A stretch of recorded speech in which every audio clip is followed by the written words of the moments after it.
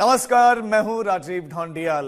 युद्ध ईरान और अमेरिका का, जिससे निकली महंगाई की तपिश दुनिया के तमाम देशों के साथ साथ भारत तक असर दिखा रहे हैं। रोज नया हमला किसी न किसी मोर्चे पर हो रहा है। चुनावी इम्तिहान में ऐतिहासिक स्ट्राइक रेट से विजय हासिल करने वाले प्रधानमंत्री के सामने अब वो लड़ाई है जिसमें दुनिया के बड़े बड़े देश डगमगा रहे हैं।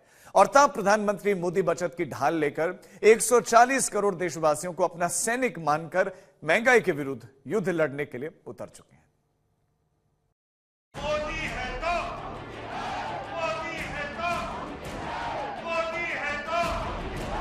पश्चिम बंगाल विजय के साथ देश के 22 राज्यों में बीजेपी एनडीए के शासनकाल का इतिहास नरेंद्र मोदी रचते हैं।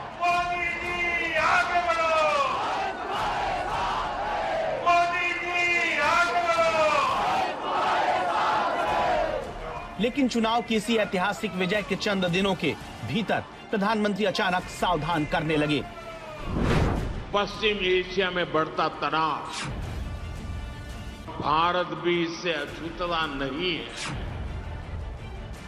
पेट्रोल डीजल का उपयोग कम करें, वर्चुअल मीटिंग्स और वर्क फ्रॉम होम को प्राथमिकता दी जाए। जब तक हालात सामान्य न हो, हम सोने की खरीद को टालें।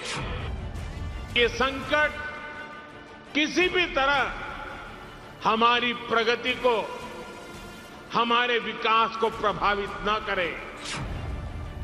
गुजरात से दिल्ली नरेंद्र मोदी के पहुंचने के बाद 12 साल के शासनकाल में जब बीजेपी का भगवा रंग सबसे ज्यादा राज्यों तक जनता के बीच विश्वास का प्रतीक बनकर फैल चुका है, जब जनता के विश्वास पथ पर सबसे आगे नरेंद्र मोदी का नाम चल रहा है, तब क्या वैश्विक संकट ने नरेंद्र मोदी की सबसे बड़ी अग्नि परीक्षा लेनी शुरू कर दी? क्योंकि कहां तो नरेंद्र मोदी ने लक्ष्य तीसरी अर्थव्यवस्था देश को बनाने का रखा। अब हम समय गंवाना नहीं चाहते कि हम 5 नंबर की इकोनॉमी से 3 नंबर की इकोनॉमी पर पहुंच रहे हैं। माननीय बड़ा प्रधान श्री नरेंद्र भाई। और कहां तो अब चुनौतियों का चक्रव्यूह घेरने लगा है। आज मानवता के सामने अनेक बड़ी चुनौतियां भी है। आज की दुनिया किस तरह नई नई चुनौतियों से जूझ रही है। 11 महीने पहले प्रधानमंत्री तीसरी इकोनॉमी बनाने के लिए मोदी है तो मुमकिन है वाला भरोसा देश को देते दिखे। साथियों, हम आज दुनिया की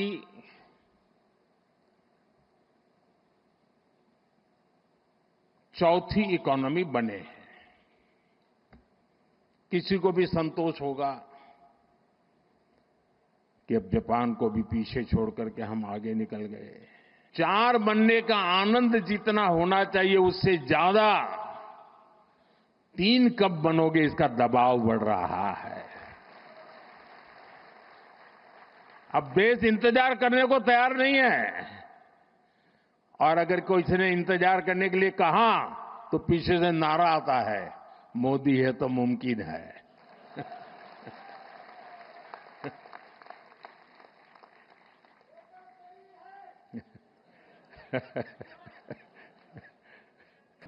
लेकिन जब देश अर्थव्यवस्था की उसी रफ्तार को मुमकिन करने के रास्ते पर बढ़ता है, तब हालात ये बन जाते हैं कि पहले देश में सिलेंडर की महंगाई, फिर दूध के दाम बढ़ जाना, इसके बाद पेट्रोल डीजल सीएनजी के दाम बढ़ते जाना, और तीसरी इकोनॉमी बनाने का टारगेट सेट करते प्रधानमंत्री को आपदाओं के दशक की हकीकत बतानी पड़ती है। पहले कोरोना आया, फिर युद्ध होने शुरू हो गए, और अब आज की एनर्जी क्राइसिस है। ये दशक दुनिया के लिए आपदाओं का दशक बन रहा है। क्या इसीलिए नरेंद्र मोदी ने एक ऐसी डगर पर चलना शुरू किया जहां सुरक्षा के लिए जरूरी 20 गाड़ियों के काफिले को 90% तक घटा दिया, केवल 2 गाड़ी लेकर प्रधानमंत्री चल पड़े?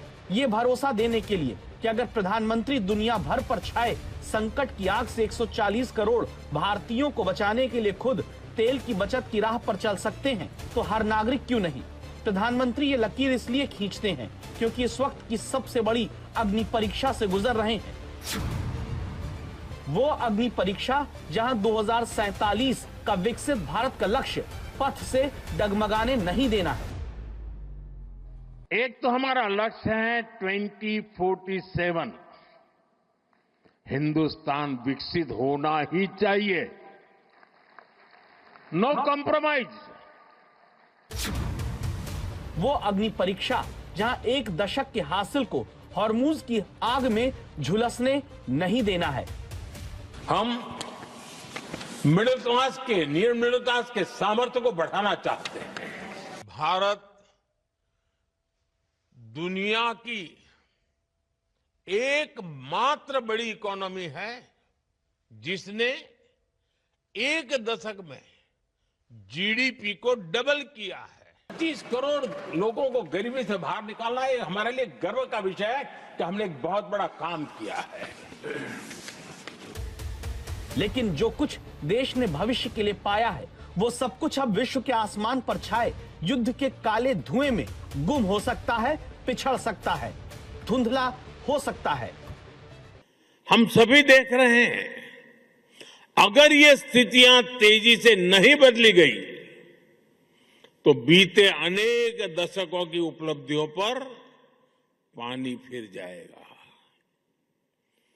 दुनिया की बहुत बड़ी आबादी फिर से गरीबी के दलदल में चली जाएगी। इसीलिए प्रधानमंत्री नरेंद्र मोदी ने महंगाई के विरुद्ध युद्ध छेड़ दिया, जिसमें खुद इस युद्ध के सेनापति बनकर देश के हर नागरिक, हर परिवार को सिपाही माना गया और बचत को हथियार। बचत गाड़ी के तेल की, बचत खाने के तेल की, बचना सोना खरीदने से, बचत विदेश यात्रा से, बचना रासायनिक खाद ज्यादा इस्तेमाल करने से, ताकि विदेश से आयात की जाने वाली चीजों पर खर्च कम किया जा सके, विदेशी मुद्रा भंडार घटने से रोका जा सके। जहां आम आदमी की मिलीजुली प्रतिक्रिया देश के सामने आई। पेट्रोल बढ़ेगा, सीएनजी बढ़ेगी, सब चीज बढ़ेगी, तो सामान का भी ऐसा भी बढ़ेगा, क्योंकि जो सामान अगर दूर से आता तो उसका पैसा बढ़ेगा ही बढ़ेगा। आप 1 रुपये बढ़ाएंगे तो वो 3 रुपये बढ़ाएंगे। बिल्कुल हम लोग तैयार हैं, मोदी जी के लिए खड़े हैं, ठीक है। और रेट तो अभी और भी बढ़ेंगे, बट ठीक है, मोदी जी ने कुछ सोच रखा होगा, बस उसी हिसाब से मोदी जी के साथ ही खड़े हैं। हमें डायरेक्टली नहीं पड़ेगा, बट इनडायरेक्ट इम्पैक्ट काफ़ी ज़्यादा है। वो तो हम सबको ही पता है। जो बाकी कमोडिटीज़ है उन पे जो प्राइसेस बढ़ने वाले हैं, घर के राशन से लेके सब्जियां तक। एग्जैक्टली कोई ऐसी चीज़ नहीं है जिस पे इम्पैक्ट नहीं आएगा। बहुत ज़्यादा नहीं पड़ेगा। प्रधानमंत्री के जो मिशन है उसको ध्यान में रखा जाएगा। तो उम्मीद थी कि महंगाई बढ़ सकती है। हाँ, बिल्कुल बढ़ सकती है, इसीलिए प्रधानमंत्री जी ने कदम उठाया है। महंगाई की फुल मार रहेगी। देखिए अभी तो बड़ा लोगों में वो माहौल है कि आगे चल के कोई और ना समस्या आ जाए, मिलेगा भी या नहीं मिलेगा। ऊपर से रेट बढ़ रहे हैं, बड़ी प्रॉब्लम हो रही है मैम। इससे तो बहुत असर पऊगा जी। ਅਸੀਂ ਤਾਂ ਫਾਰਮਿੰਗ ਕਰਦੇ हैं, ਸਾਡੇ ਤੇ बहुत ज्यादा प्रेशर पऊगा जी। तेल भराना और चलना बहुत से लोगों की मजबूरी है, लेकिन सोने की खरीद को लेकर देश के नागरिकों ने बड़ा भरोसा प्रधानमंत्री को दिया है। लोकल सर्किल्स के 295 जिलों के 84,000 लोगों के बीच हुए सर्वे में 3 अहम बात सामने आई। 61% लोगों ने कहा कि 1 साल तक सोना खरीदने से पूरी तरह बचेंगे। 28% ने माना कि वो सोने की खरीद में कमी लाएंगे। 8% ने कहा कि निवेश के रूप में सोने की खरीद जारी रखेंगे।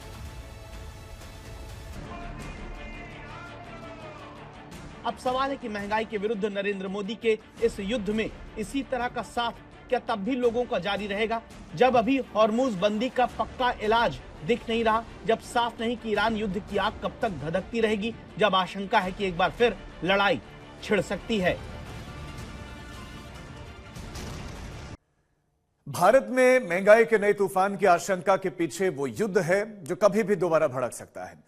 अमेरिका और ईरान भले ही अभी एक दूसरे पर हमला नहीं कर रहे हो, लेकिन स्ट्रेट ऑफ हॉर्मुज की डबल नाकेबंदी दुनिया की सांस फुला रही है। ईरान और अमेरिका ने जिस तरह से स्ट्रेट ऑफ हॉर्मुज को बंद कर रखा है, उससे कच्चे तेल के दाम $100 प्रति बैरल के पार बने हुए हैं। इसने भारत जैसे दूसरे सबसे बड़े तेल आयातक देशों का सारा हिसाब किताब बिगाड़ कर रख दिया है और बंद होर्मुज के बीच से विदेशी मुद्रा भंडार को संभालने की चुनौती का सामना करने नरेंद्र मोदी उतरे हैं। जहां संभव हो पेट्रोल डीजल का उपयोग कम करें और इसमें तो आपको आगे आकर के मेरी मदद करनी पड़ेगी। जब तक हालात सामान्य न हो हम सोने की खरीद को टालें।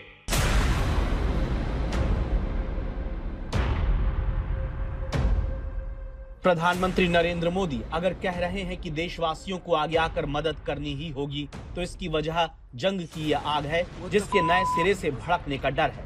आग का ये गोला इजराइल के यरूशलेम के पास बसे बेत शेमेश शहर के पास देखा। शनिवार रात को इस जोरदार धमाके ने इजराइल के लोगों को डरा दिया। यरूशलेम में मशरूम बादल दिखाई दिए जो परमाणु हथियार के इस्तेमाल करने के बाद बनते हैं। इसके बाद सवाल उठने लगा, क्या इजराइल ने परमाणु हथियारों का कोई परीक्षण किया है?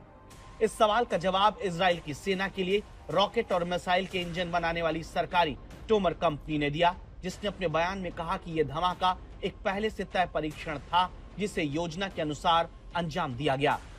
तो भले ही इजराइल ने परमाणु परीक्षण नहीं किया हो, लेकिन इससे युद्ध की तैयारी करते इजराइल की खबर जरूर लगती है, जो आशंका है कि अमेरिका के साथ मिलकर बहुत जल्द नए हमले ईरान पर कर सकता है।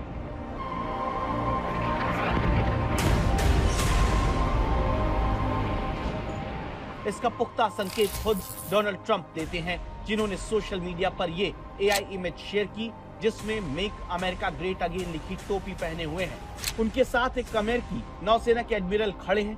फोटो में दोनों समुद्र के बीच एक अमेरिकी नौसेना के जहाज पर खड़े दिखते हैं। दोनों के पीछे से बिजली की चमक दिखती है। इसके पीछे कुछ ईरानी जहाज भी दिखाई दे रहे हैं। ट्रंप ने इस फोटो को शेयर करते हुए ईरान को चेतावनी दी। ट्रंप ने अमेरिका और ईरान के बीच सीज फायर को तूफान से पहले की शांति करार दिया है। अब ट्रंप की इस धमकी के कई मायने लगाए जा रहे हैं। चीन के दौरे पर गए ट्रंप को उम्मीद थी कि जिनपिंग से कुछ मदद मिलेगी। इसे लेकर चीन के दौरे में ट्रंप ने लंबे चौड़े दावे भी किए। ट्रंप ने यह भी कह दिया कि अमेरिका की तरह चीन भी नहीं चाहता कि ईरान परमाणु हथियार बनाए। मतलब ईरान को लेकर कई मामलों पर चीन अमेरिका से सहमत है। We did discuss Iran. We feel very similar to Iran. We want that to end. We don't want them to have a nuclear weapon. We want the straits open. We're closing it now. They closed it, then we closed it on top of them. But we want the straits open, and we want them to get it ended because it's a crazy thing. They're a little bit crazy, and that's no good. Can't have it. They cannot have a nuclear weapon. लेकिन चीन की तरफ से Trump के इन दावों की पुष्टि नहीं की गई। चीन की खामोशी ने दुनिया को बता दिया कि ऐसा कुछ भी नहीं है। जब ट्रंप से सवाल पूछा गया, क्या जिनपिंग ने स्ट्रेट ऑफ हॉर्मुज खुलवाने के लिए ईरान पर दबाव डालने का कोई आश्वासन दिया? इस पर ट्रंप ने जो जवाब दिया उससे अंदाजा होता है कि जिनपिंग की तरफ से ऐसा करने का कोई ठोस संकेत नहीं दिया गया। I'm not asking for any favors. Because when you ask for favors, you have to do favors in return. We don't need favors. Iran पर जिनपिंग की तरफ से कोई ठोस भरोसा नहीं मिलने के बाद ट्रंप अब एक बार फिर ईरान के खिलाफ सैन्य अभियान शुरू करने की तरफ बढ़ रहे हैं। न्यूयॉर्क टाइम्स की रिपोर्ट के मुताबिक अमेरिका अगले हफ्ते ईरान पर बमबारी कर सकता है। अमेरिकी रक्षा मंत्रालय ने युद्ध विराम के बाद रोके गए ऑपरेशन एपिक फ्यूरी को नए स्वरूप में लॉन्च करने की तैयारी की है, जिसमें सैन्य ठिकानों पर बड़े हमले और इस्फहान परमाणु ठिकाने पर विशेष बल भेजना शामिल है। एपिक फ्यूरी 2.0 के लिए अमेरिका और इजराइल ने तैयारी शुरू कर दी है। दोनों सेनाएं अगले ऑपरेशन का अभ्यास कर रहे हैं। ईरान को धमकाने या फिर नए सिरे से उस पर हमले अमेरिका को भारी पड़ सकते हैं, क्योंकि ऐसी स्थिति में ईरान का रवैया और कड़ा हो जाएगा। स्ट्रेट ऑफ हॉर्मुज खुलने की संभावना और कम हो जाएगी, क्योंकि अमेरिकी हमले से वो दुनिया भर की ऊर्जा जरूरत के लिए जरूरी इस रास्ते को पहले से कहीं ज्यादा ताकत से बंद कर देगा। इसको हथियार के तौर पर इस्तेमाल करने के बारे में फिर नए सिरे से सोचेगा। ईरानी संसद की राष्ट्रीय सुरक्षा और विदेश नीति के अध्यक्ष इब्राहिम अजीजी ने कहा है कि ईरान जल्द ही हॉर्मुज मार्ग में जहाजों की आवाजाही का नया रूट जारी करेगा, जिससे केवल कमर्शियल जहाज गुजर सकेंगे। इसके बदले सेवाओं के लिए जरूरी फीस भी वसूली जाएगी। ईरान ने साफ किया है कि अमेरिका और इजराइल के जहाजों को ऐसा नहीं करने दिया जाएगा।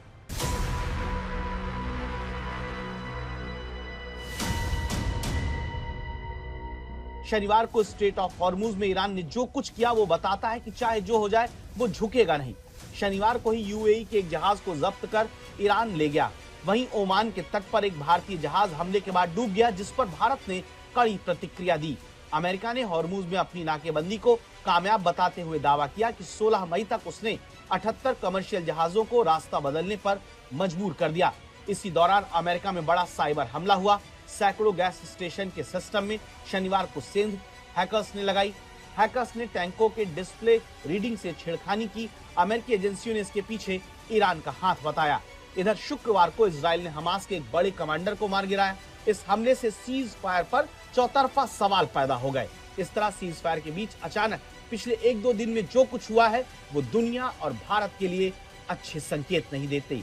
शायद इसीलिए प्रधानमंत्री नरेंद्र मोदी की तरफ से बचत के कवच को मजबूत करने की ही अपील की जा रही है।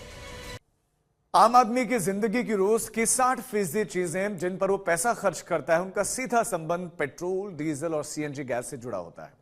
और तब युद्ध के 76वें दिन जब पेट्रोलियम कंपनीज ने 3 रुपए से कुछ ज्यादा प्रति लीटर कीमत बढ़ाई, तब तक जनता इस संकट को समझ चुकी थी। इसीलिए कहीं सवाल ज्यादा नहीं दिखाई दिए, लेकिन यह जरूर दिखा कि क्या भविष्य में भी तेल की महंगाई से आम आदमी की रक्षा का फर्ज सरकार निभा पाएगी।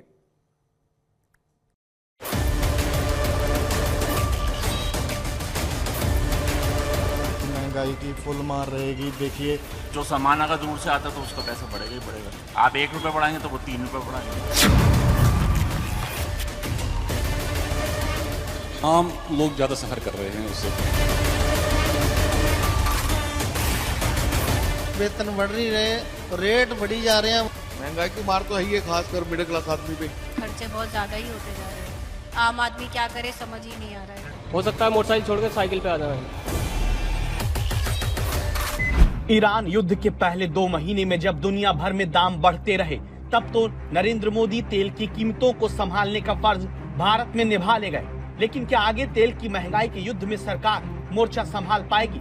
सवाल इसलिए क्योंकि शुक्रवार को जाकर जब कीमत भारत में बढ़ी, तब दिल्ली में पेट्रोल 97 रुपए 77 पैसे प्रति लीटर हो गया, मुंबई में 106, तो कोलकाता में 108 रुपए के पार। डीजल भी 3 रुपए से ज्यादा प्रति लीटर महंगा हुआ।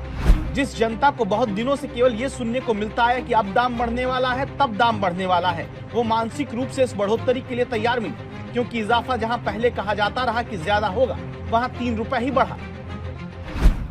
जिस हिसाब से जंग चल रहा है इस वक्त, हालात खराब है इस वक्त, तो बढ़ने की तो उम्मीद थी, लेकिन चलो 3 रुपए तो मेरे ख्याल में 12 रुपए का इम्पैक्ट नहीं पड़ गया। आम लोग ज्यादा सफर कर रहे हैं उससे, तो अगर इतना तो चलेगा तो, लेकिन ज्यादा नहीं होना चाहिए इसे। मजबूरी है, ये वार चल रही है, उसका असर तो पड़ेगा सबको, तो प्रिकॉशंस चाहिए हर आदमी को, प्रिकॉशंस ले, थोड़ा कर्व करे हर चीज के लिए। हाँ, हमें पता है, हमारे देश का भी देखना चाहिए कि देश का में जो पेट्रोल और डीजल का हमें यूज़ थोड़ा कमती करना चाहिए, क्योंकि बाहर तो क्राइसिस हो रहा है, बाहर जो वॉर हो रहा है, तो उसके लिए थोड़ा तो हमें ही कंट्रोल में रखना चाहिए एक्चुअली। हम लोग तैयार हैं, मोदी जी के लिए खड़े हैं, ठीक है, और रेट तो अभी और भी बढ़ेंगे, बट ठीक है, मोदी जी ने कुछ सोच रखा होगा। इधर दाम बढ़ा, उधर राहुल गांधी का वार आया, कहने लगे गलती मोदी सरकार की, कीमत जनता चुकाएगी। 3 रुपए का झटका आया, बाकी वसूली किस्तों में की जाएगी। अमृत काल में आपका स्वागत है, और इस अमृत काल में महंगाई मैन अपना चाबुक चला रहे हैं। मोदी जी आपसे वसूली कर रहे हैं, आपकी जेब पर डाका डाल रहे हैं। इस अमृत काल में आज की तारीख में देश में पेट्रोल और डीजल के दाम 3 रुपए प्रति लीटर बढ़ा दिए गए हैं। असलियत यह है कि जब आपकी जेब पर डाका डाला जा रहा है, जब आप पर महंगाई का चाबुक चलाया जा रहा है, तब दुनिया के तमाम ऐसे देश हैं जो अपने लोगों को राहत दे रहे हैं। 3 रुपए पे इतना ज्यादा हाइप तो सरकार को कोसने के अलावा कुछ आता है? ये नहीं देखा कि 1700 करोड़ रुपए का रोज नुकसान देके 2.5 महीने का हम लोगों ने कवर दिया है इस देश को, और मात्र 3 रुपए बढ़ा है मिनिमल, जो कि अगर हालात सामान्य हो गए, जिस दिशा में प्रोग्रेस हो रही है, तो सामान्य हो जाएगा। लेकिन इनको आदत है देश में अव्यवस्था फैलाने की। पेट्रोल डीजल बढ़ गया, महंगाई की मार हो गई, ये हो गई, अरे पूरा विश्व अफेक्टेड है। अखिलेश यादव ने कार्टून के साथ पोस्ट किया, पीएम की तेल कम खर्च वाली अपील का कार्टून लगाकर लिखा, आगे बढ़ना है तो साइकिल ही विकल्प है। जब पेट्रोल डीजल का दाम न्यूनतम स्तर पर था उसमें आपने बेनिफिट दिया नहीं, did not pass on to the consumers. जो रशिया से तेल खरीदा गया सस्ते, जिसके लिए इतना बवाल हो, उसका कोई फायदा देश को मिला नहीं, आपके मित्रों को मिला। अभी जो पेट्रोल का एक्सपोर्ट पर एक्साइज ड्यूटी है आपने उसको कट डाउन कर दिया, लेकिन देश के गरीब जनता पर आपने थोप दिया। इस बात को साबित करता है कि आपके जहन में भी कहीं भी देश और कॉमन मैन नहीं रहता है, आपके जहन में वही आपके मित्र रहते हैं जिनके लिए आप काम करते हैं। आज देश के अंदर जो संकट है वो हमारे जरिए बनाया हुआ संकट नहीं है, वो संकट पूरे दुनिया में जो अमेरिका, ईरान, इजराइल वॉर के वजह से जो आर्थिक संकट पूरे दुनिया में है, उसके अनुपात में यहाँ पे थोड़ा सा दाम बढ़ा है और जनता इसको समझती है। कांग्रेस जिस तरह की भाषा बोल रही है, प्रधानमंत्री के लिए महंगाई मैन कहना, इस तरह के शब्द का उपयोग करना, ये दुर्भाग्यपूर्ण है। अब सवाल है कि क्या 3 रुपए का इजाफा एक ट्रेलर है और आगे तेल के दाम फिर बढ़ सकते हैं? सवाल की वजह ये कि 15 मई को सीएनजी की कीमत 2 रुपए किलो बढ़ी और 17 मई की सुबह 1 रुपए किलो फिर बढ़ा दी जाती है। इस पर भी कांग्रेस ने निशाना साधा, लिखा कि सीएनजी के दाम आज फिर बढ़े हैं, चुनाव खत्म होते ही वसूली जारी है। इसीलिए समझना जरूरी है, क्या जो दाम अब तक 3 रुपए पेट्रोल डीजल सीएनजी में बढ़े वो आगे क्या और बढ़ेंगे? हाँ तो कितना? क्योंकि पूरी दुनिया में युद्ध के 78 दिन बाद भी तनाव खत्म नहीं हुआ। स्ट्रेट ऑफ हॉर्मुज बंद होने से पूरी दुनिया को एनर्जी शॉक लगा। इस शॉक के कारण जब कच्चे तेल की कीमत $100 के ऊपर लगातार बनी हुई, पेट्रोल पर तब दावा है कि अब भी तेल कंपनियों को 12 रुपए 73 पैसे प्रति लीटर का घाटा आ रहा है, जबकि डीजल पर दावा है 13 रुपए 83 पैसे प्रति लीटर का घाटा भी है। सवाल है कि अगर ये घाटा पेट्रोल डीजल पर 3 रुपए दाम बढ़ाने के बाद भी है, तो भविष्य में तेल कंपनियां अगली किस्त महंगाई की ला सकती हैं। 3 रुपए वाकई पर्याप्त नहीं है, परंतु मैं समझता हूं सरकार ने ऑयल मार्केटिंग कंपनी से बहुत सी समझदारी से बहुत थोड़ा अमाउंट कंज्यूमर के ऊपर पास ऑन किया है। परंतु अगर लगातार क्रूड ऑयल के दाम अंतरराष्ट्रीय मार्केट में इसी प्रकार ऊपर बने रहे या और ऊपर गए, तो ऐसी और भी वृद्धि देखने को मिल सकती है। लोगों को तैयार रहना पड़ेगा। युद्ध से पहले तेल 72, 73, 74 डॉलर पर बैरल मिलता था, आज आपको 110, 112 डॉलर पर बैरल, बल्कि इंडियन बास्केट की कीमत उससे भी ज्यादा है। अभी 3-1 रुपए बढ़ा है, लेकिन मुझे लगता है आने वाले दिनों में जब मैं अपने हिसाब किताब या कैलकुलेशन करता हूं तेल के पूरा जो सप्लाई चेन है, तो मुझे लगता है कि अभी तो कीमत और बढ़ेगी। अब तक सरकार ने खुद ही एक्साइज ड्यूटी घटाकर तेल कंपनियों का घाटा और कीमत बढ़ने से रोकना संभालना चाहा, लेकिन अब कहा जा रहा है कि जो वैश्विक संकट है उसमें यह संभव नहीं। सरकार भी ये कहती है कि फरवरी से 15 मई तक दुनिया के ज्यादातर देशों में पेट्रोल और डीजल की कीमतों में भारत के मुकाबले कहीं अधिक इजाफा हुआ है। एक हिसाब जो मोटा मोटा सामने आया है उसमें अमेरिका में 46 से 48% तक तेल के दाम पहले ही बढ़ चुके हैं। चीन में 25 से 27%, फ्रांस में 22 से 30% इजाफा पेट्रोल डीजल के दाम में पहले हो चुका है। ब्रिटेन, जर्मनी, कनाडा, जापान, हर जगह 10% से 30% तक तेल की कीमत पहले बढ़ाई जा चुकी है। पाकिस्तान में तो कहा गया कि पेट्रोल की कीमत 60% तक बढ़ाई गई। बांग्लादेश में भी यही हाल है। बस भारत में करीब 3% का इजाफा पेट्रोल डीजल के दाम में हुआ है। तो अब सवाल आता है कि क्या इसीलिए प्रधानमंत्री नरेंद्र मोदी ने पूरे देश से तेल बचाने की अपील की, जहां मंत्रियों ने काफिला कम कर दिया। मंत्री, नेता, विधायक मेट्रो से प्रधानमंत्री के कहने पर चलने लगे और देश से अपील करने लगे कि सभी सार्वजनिक परिवहन का इस्तेमाल करें। कंपनियों को virtual meeting, work from home के लिए कहा जाने लगा। और क्या इसी का पालन सबने किया तो तेल की आगे की महंगाई से भारत बच सकता है? जवाब हमने अशोक लाहिड़ी, नीति आयोग के उपाध्यक्ष से पूछा है। इनके जवाब को ध्यान से सुनिएगा। You can read the signal in two ways. One, you have a supply shock. Supply has gone down. So either you can voluntarily cut down on your demand and supply and demand adjust themselves without much of a price rise. If you do not adjust demand, then prices will go up and do the needful. पहले रूस Ukraine युद्ध और अब Iran युद्ध ने भारत को सबसे बड़ा सबक उसके ऊर्जा जरूरतों को लेकर सिखाया है। इसलिए भारत ने भविष्य की तैयारियों की तरफ कदम बढ़ाना शुरू कर दिया है। प्रधानमंत्री मोदी 5 देशों की यात्रा में जिस तरह कुछ घंटों के लिए यूएई गए, वो भारत की भविष्य की तैयारियों को लेकर काफी अहम दौरा माना गया। प्रधानमंत्री मोदी अब एक ऐसे प्लान पर काम कर रहे हैं जिसके बाद भविष्य में कोई भी युद्ध भारत की ऊर्जा जरूरतों को एक हद तक ही प्रभावित कर पाएगा।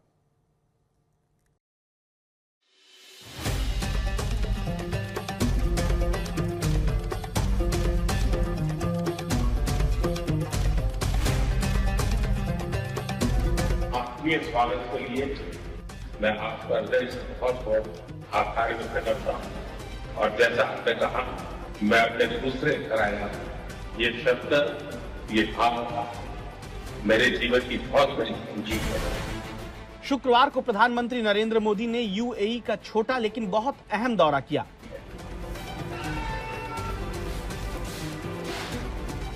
इस दौरान भले ही दोनों देशों के बीच कई समझौते हुए, जिसमें सबसे अहम है स्ट्रेटेजिक पेट्रोलियम रिजर्व को लेकर हुआ समझौता, जिसके तहत अबू धाबी भारत के रणनीतिक पेट्रोलियम भंडार में 30 मिलियन बैरल तक कच्चे तेल का भंडारण करेगा। इसमें भारत और यूएई की स्ट्रेटेजिक साझेदारी, इसका महत्व कई गुना बढ़ गया है। हम आने वाले समय में हर क्षेत्र में साथ मिलकर के आगे बढ़ते रहेंगे। भारत में हर दिन 5.5 मिलियन बैरल की खपत है। इस आधार पर यूएई का प्रस्तावित 30 मिलियन बैरल का भंडार किसी आपात या फिर सप्लाई में बाधा की स्थिति में भारत के कच्चे तेल की जरूरत को लगभग 6 दिनों तक पूरा कर सकता है। Abu Dhabi national oil company के 30 मिलियन बैरल के जुड़ने से देश की रणनीतिक भंडार क्षमता में लगभग 70% की बढ़ोतरी होने की उम्मीद है, जिससे भविष्य के वैश्विक तेल संकट या फिर युद्ध काल में आपूर्ति में होने वाली रुकावटों के खिलाफ भारत की तैयारी काफी मजबूत होगी। इस लिहाज से युद्ध के बीच प्रधानमंत्री का यूएई का दौरा भविष्य की तैयारियों के मद्देनजर काफी अहम हो गया। भारत हर परिस्थिति में यूएई के साथ कंधे से कंधा मिलाकर खड़ा है और आगे भी खड़ा रहेगा। सिर्फ 1.5 घंटे के यूएई दौरे में प्रधानमंत्री नरेंद्र मोदी ने भविष्य के ऊर्जा संकट से निपटने की तैयारियों को न सिर्फ पुख्ता किया, बल्कि भविष्य में स्ट्रेट ऑफ हॉर्मुज के बंद होने का असर देश की प्रगति पर न पड़े, इसके भी मुकम्मल इंतजाम की तरफ यूएई को साथ ले लिया। एक रिपोर्ट के मुताबिक ओमान से भारत तक समुद्र के नीचे गैस पाइपलाइन बनाने की योजना पर तेजी से काम हो रहा है। भारत और ओमान के बीच प्रस्तावित middle east India deep water pipeline 2000 kilometre लंबी होगी। इसके जरिए गैस ओमान से सीधे भारत में गुजरात तट तक पहुंचेगी। इससे भारत को रोजाना करीब 31 million cubic metre natural gas deliver होगी। ये पाइपलाइन देश में डिमांड को पूरी करने में मदद कर सकती है। इस पर 40,000 करोड़ रुपए खर्च आने का अनुमान है और इसे पूरा करने में 5 से 7 साल लग सकते हैं। ब्रदर, हमारी कॉम्प्रिहेंसिव स्ट्रेटेजिक पार्टनरशिप को निरंतर नई ऊंचाइयों तक पहुंचाने के लिए मैं आपका हृदय से बहुत बहुत अभिनंदन करता हूं। अहम बात यह है कि यूएई की तरफ से भी भारत को लेकर बड़ी तैयारी की जा रही है।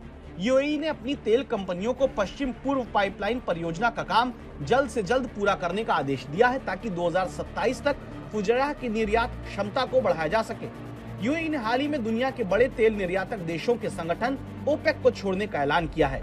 यूएई ने 2027 तक अपना क्रूड ऑयल उत्पादन बढ़ाकर 50 लाख बैरल प्रतिदिन करने की योजना बनाई है। मतलब यूएई अपने यहां से गैस तेल निकालने की क्षमता को डबल कर रहा है। वहीं भारत की तरफ से इस गैस तेल को हॉर्मुज बाईपास करके लाने की प्रोजेक्ट की तरफ बढ़ना शुरू कर दिया है, ताकि भविष्य में अगर ईरान स्ट्रेट ऑफ हॉर्मुज बंद भी करे तो भारत में गैस तेल की कमी ना हो।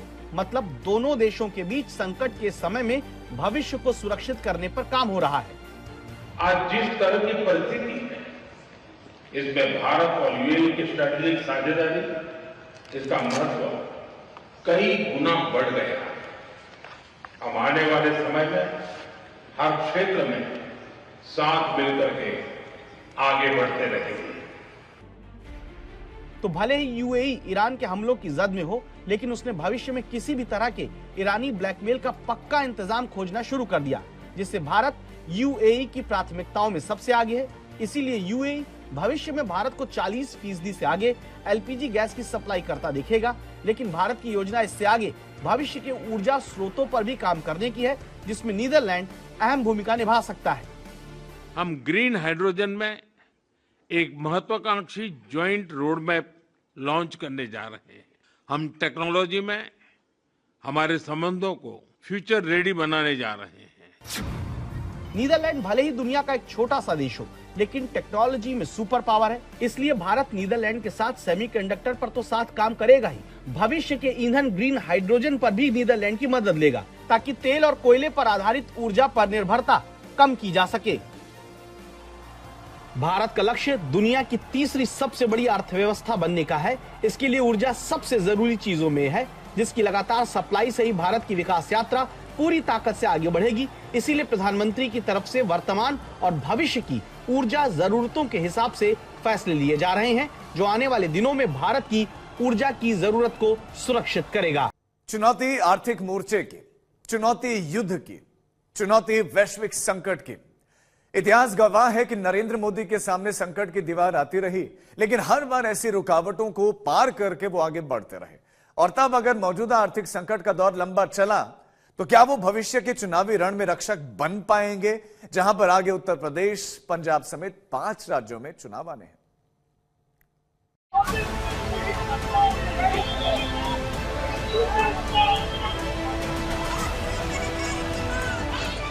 सोना ना खरीदो है जी, ते विदेश यात्रा ना करो, घरों काम करो, प्रधानमंत्री घरों काम कर ले। The Modi nomics has failed. The foreign policy of India has failed. ये अपील नहीं है, ये पतन की अपील की है। 11 साल से मोदी सरकार ने हिंदुस्तान के लोगों से 43 लाख करोड़ पेट्रोल डीजल से लूटे हैं। चुनावी मैदान में जो विपक्ष नरेंद्र मोदी के सामने छिटपुट जीत हासिल कर पाता रहा, अचानक उसे महंगाई के युद्ध में सवाल और सियासत की ऊर्जा बीजेपी के खिलाफ मिल जाती है। अयोध्या में समाजवादी पार्टी के नेता रिक्शे पर बाइक रखवा के तेल की महंगाई पर प्रदर्शन करने उतर जाते हैं।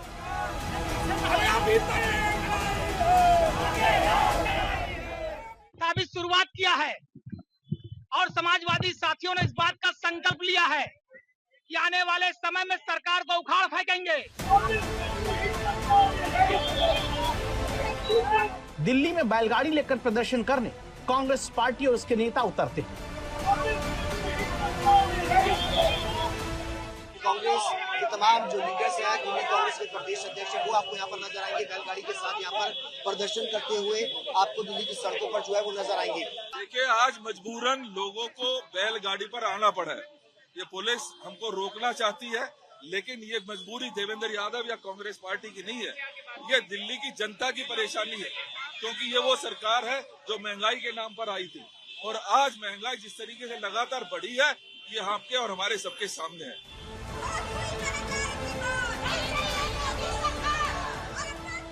भोपाल में महिला कांग्रेस की कार्यकर्ता तेल गैस की महंगाई को लेकर सड़क पर आती।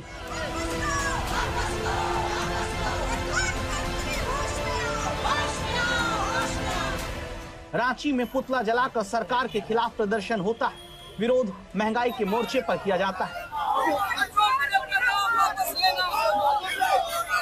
अहमदाबाद में ऑटो वाले कहने लगे कि किराया बढ़ाया जाए।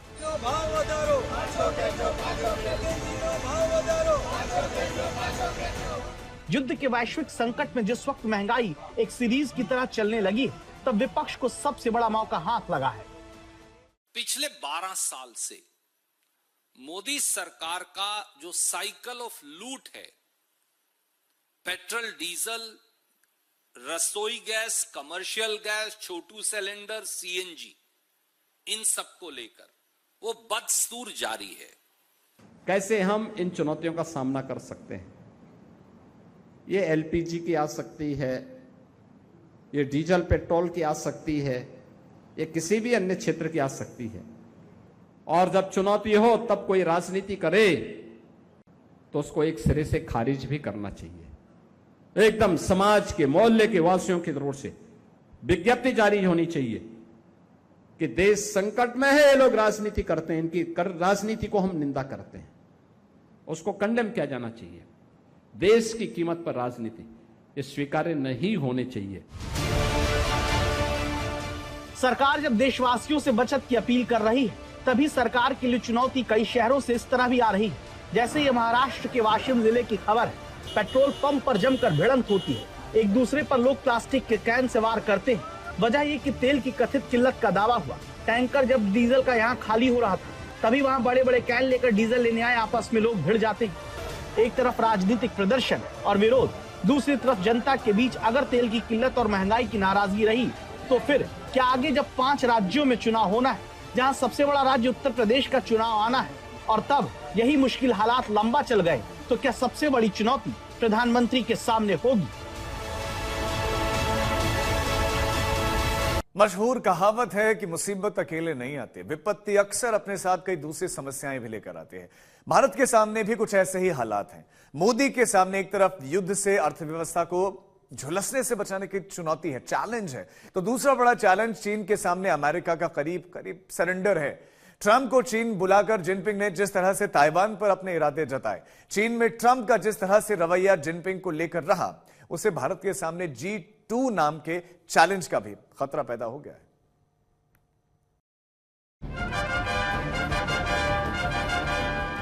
ये तस्वीर अमेरिकी राष्ट्रपति डोनाल्ड ट्रंप के चीन दौरे की है, जिसे लेकर कहा जा रहा है कि चीन में अमेरिकी राष्ट्रपति के जज्बात बदल गए।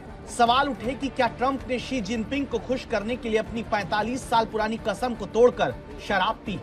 ट्रंप के चीन दौरे से ऐसे ढेरों सवाल उठ खड़े हुए, जिसमें भारत के लिहाज से सबसे अहम है G2 यानी grade 2। The job you've done, you're a great leader. I say it to everybody, you're a great leader. Sometimes people don't like me saying it, but I say it anyway because it's true. I only say the truth. अपने चीन दौरे में Trump ने जिस तरह बार बार Jinping की तारीफ की, उसने दुनिया के डर को पक्का करने का काम किया कि अमेरिकी राष्ट्रपति ट्रंप दुनिया को G2 यानी ग्रेड 2 की तरफ ले जा रहे हैं, जिसमें चीन और अमेरिका ही अब तय करेंगे कि दुनिया कैसे चलेगी। इसका एक मतलब यह भी है कि अमेरिका चीन के रास्ते में नहीं आएगा और चीन अमेरिका के रास्ते में नहीं आएगा। चीन में ट्रंप के सुरों ने एहसास कराया कि अमेरिका ने अपने बराबर चीन को एक महाशक्ति के तौर पर स्वीकार कर लिया। भारत के लिहाज से यही बात सबसे ज्यादा खबरदार करने वाली है। It's an honor to be with you. It's an honor to be your friend. And the relationship between China and the USA is going to be better than ever before. सबसे बड़ी बात कि चीन की तरफ से भी इस बात का कोई मौका नहीं छोड़ा गया कि वो अमेरिका से किसी भी लिहाज से कमतर है, वो चाहे जिनपिंग का कसकर ट्रंप से हाथ मिलाना हो या फिर ट्रंप से ऊंची कुर्सी पर जिनपिंग को बैठाना। ये देखिए 6 फीट 3 इंच की लंबाई वाले अमेरिकी राष्ट्रपति डोनाल्ड ट्रंप 5 फीट 11 इंच वाले चीनी राष्ट्रपति से कम लंबे दिखते हैं। दावा है कि इसकी वजह शी जिनपिंग की कुर्सी है, जिसे जानबूझकर ऊंचा बनाया गया, जिससे चीन के राष्ट्रपति अमेरिकी राष्ट्रपति से ज्यादा ऊंचे दिखे। संदेश साफ, चीन बता रहा कि वो न सिर्फ अमेरिका के बराबर है, बल्कि कई मायनों में उससे बड़ा। बात चाहे दुर्लभ खनिज की हो या फिर चिप की, चीन का कई अहम क्षेत्रों में एकाधिकार है, जिसने लगता है कि अमेरिका को भी चीन से टकराव का रास्ता छोड़ने के लिए मना लिया, क्योंकि जो ट्रंप अपने सहयोगियों की बेइज्जती करने का कोई भी मौका नहीं छोड़ते, वो चीन से ट्रेड वॉर के बीच अपने सभी बड़े कारोबारियों के साथ जिनपिंग के दरबार पहुंचे। We have the greatest businessmen, the biggest, and I guess the best in the world. We have amazing people, and they're all with me, and they're here today to pay respects to you and to China, and they look forward to trade and doing business. America में पिछले 3 दशक से G2 model की चर्चा होती रही। G2 का मतलब है कि दुनिया के बड़े फैसले अब संयुक्त राष्ट्र G20 या कई देशों वाली संस्थाओं में नहीं, बल्कि वॉशिंगटन और बीजिंग के बीच तय होंगे। वो चाहे कारोबार, AI, सेमीकंडक्टर, सप्लाई चेन, ऊर्जा हो या सुरक्षा, सब कुछ 2 ध्रुवों के बीच संतुलित होगा। ट्रंप का बीजिंग के सामने बेबस होना, 100 धमकियां देकर भी बीजिंग की जमीन पर पूरे लाव लश्कर के साथ उतरना, इसी बात को दिखाता है। You and I have known each other now for a long time. In fact, the longest relationship of our two countries that any president and president has had. and that's to me an honor. We've had a fantastic relationship. We've gotten along. When there were difficulties, we worked it out. I would call you, and you would call me, and whenever we had a problem, people don't know, whenever we had a problem, we worked that out very quickly. We're going to have a fantastic future. UN और WTO जैसी बहुपक्षीय व्यवस्था पहले से निष्क्रिय हो चुके हैं। ऐसे में G2 की शुरुआत भारत के लिहाज से कितनी खतरनाक है? अगर डोनाल्ड ट्रंप आर्थिक हित को देखते हुए चीन के सामने झुक जाएंगे तो फिर क्वाड का क्या होगा? क्या अमेरिका के लिए भारत, जापान और ऑस्ट्रेलिया वाले गठबंधन क्वाड का कोई भी महत्व नहीं रह जाएगा? हिंद प्रशांत क्षेत्र में क्या चीन की दादागिरी पर अमेरिका आंखें मूंद लेगा? चीन के विस्तारवादी नीति को क्या अमेरिका मान लेगा या विरोध की नीति छोड़ देगा? तो फिर यह वाकई में भारत के लिए किसी बड़े खतरे की घंटी से कम नहीं है, क्योंकि चीन हमारा सबसे बड़ा पड़ोसी है।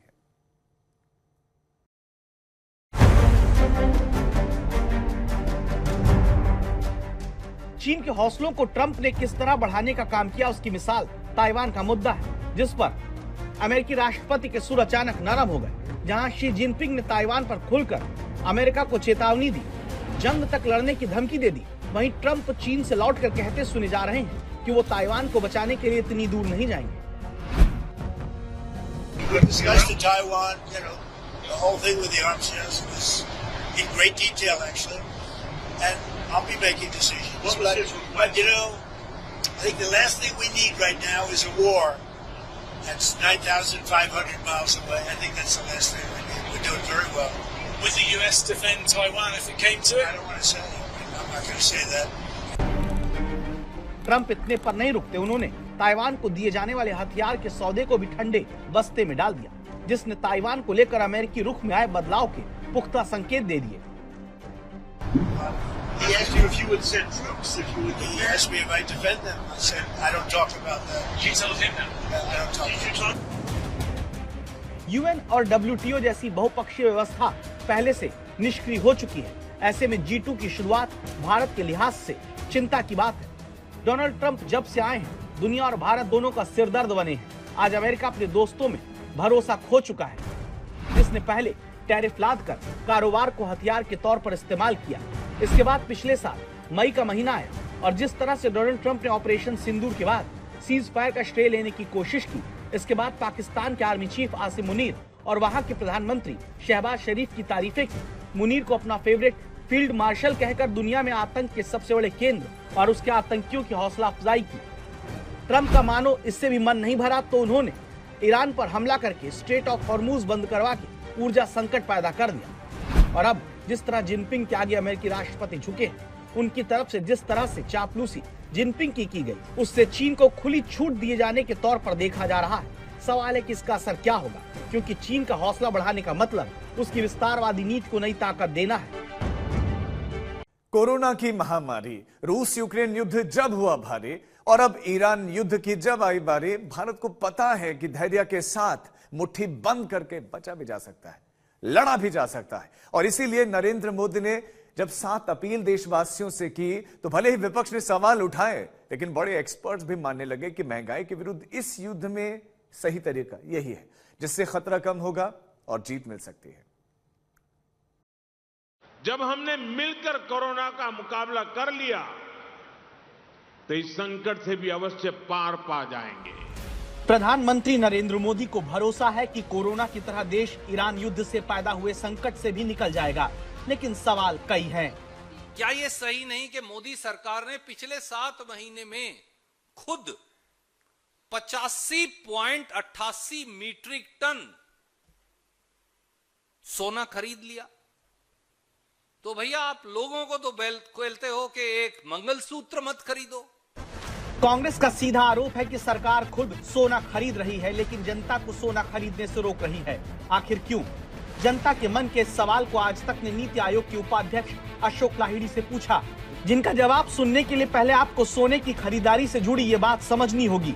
आरबीआई के पास इस वक्त 880 टन से ज्यादा सोने का रिजर्व है, जो अब तक का सबसे ज्यादा है। गोल्ड रिजर्व की ग्लोबल रैंकिंग में भारत 5वें नंबर पर है।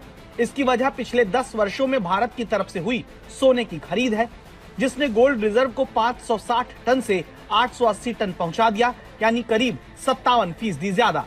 लेकिन सोने में निवेश सिर्फ भारत ने नहीं बढ़ाया, चीन जैसे बड़े देशों ने भी ऐसा किया, क्योंकि अमेरिका ने साल 2022 में यूक्रेन युद्ध शुरू होने के बाद रूस के $300 बिलियन के विदेशी मुद्रा भंडार पर रोक लगा दी थी। अमेरिका ने जिस तरह डॉलर को हथियार बनाया, उसने दुनिया को नींद से जगा दिया और भारत, चीन जैसे देशों ने अपना विदेशी मुद्रा भंडार सोने में जमा करने लगे ताकि उथल पुथल के दौर में सोना काम आ सके। 4 साल पहले समझदारी भरे फैसले का फायदा भारत को अब मिल रहा है। In this turbulent times, India is still growing at 6%. Most people are saying we're likely to grow at 6%. And 6% is not too bad. In normal times, I would have said 6%, we should go into mourning. But with this world turmoil going on, 6% is not too bad. Look at inflation. Inflation, consumer price inflation is still, whether it will breach 4+2, that's yet to be seen. But it's not double digit. Remember the second oil price shock in the 70s, I think. Inflation had gone to double digit. Now, foreign exchange position, we have forgotten that at times our foreign exchange reserve used to cover only 2.5 months of imports. We still have $700 billion, which is like 9 months of imports. So is all hell going to break loose? No. अब सवाल है कि जो सोना सरकार को फायदा पहुंचा रहा है, वो जनता के खरीदे जाने पर नुकसानदेह कैसे साबित हो सकता है? तो जवाब सीधा सा है कि सोने का आयात तेजी से बढ़ा है, जिसे खरीदने में भारत का बहुत सा डॉलर खर्च हो रहा है। ज्यादा डॉलर जाने से रुपए पर दबाव बढ़ रहा है, जिससे वो कमजोर हो रहा है। इसीलिए सरकार सोने की खरीद कम करने की अपील करती है। लेकिन सवाल है कि क्या इससे इस सेक्टर में रोजगार प्रभावित नहीं होंगे? इस सवाल पर अब नीति आयोग के पूर्व उपाध्यक्ष और कोलंबिया यूनिवर्सिटी के प्रोफेसर अरविंद पनगड़िया का जवाब सुनिएगा। जो कंज्यूमर हैं, जो हाउस होल्ड्स हैं, वो जरूर अपना सोने की जो है परचेजेस को कम कर सकते हैं, खरीद को कम कर सकते हैं। हालांकि अगर ईरान का युद्ध लंबा खिंचा तो फिर हालात बिगड़ सकते हैं। ऐसी स्थिति में एक्सपर्ट के मुताबिक सरकार के सामने कड़वे फैसले लेने के सिवाय कोई चारा नहीं होगा। First is keep your cool, don't panic. There is enough ammunition in our foreign exchange reserves. Second, don't try to cushion the oil price rise. If international price has gone up, please adjust domestic price accordingly. Third is accelerate the progress in ease of doing business so that not only domestic investment but foreign investment also flows in and improves the capital account. पहले खाड़ी युद्ध ने भी भारत का budget बिगाड़ दिया था। तब पीवी नरसिम्हा राव ने ऐतिहासिक आर्थिक सुधार करके देश को दिवालिया होने से बचाया। एक्सपर्ट का मानना है कि आज भले ही भारत बहुत बेहतर स्थिति में हो, लेकिन रिफॉर्म नाम की दवा देश की अर्थव्यवस्था को बाहरी झटकों के खिलाफ मजबूत बनाने में एक बार फिर कारगर साबित हो सकती है। तो भारत अगर तीसरी बड़ी अर्थव्यवस्था बनना चाहता है तो यही वो अग्नि परीक्षा जिसमें तब कर ही सोना बना जा सकता है, जहां पर हर देशवासी को साथ जरूर देना होगा। अब हमारी इस खास पेशकश में आज के लिए बस इतना ही, लेकिन देश और दुनिया की तमाम खबरों के लिए आप देखते रहिए आज तक।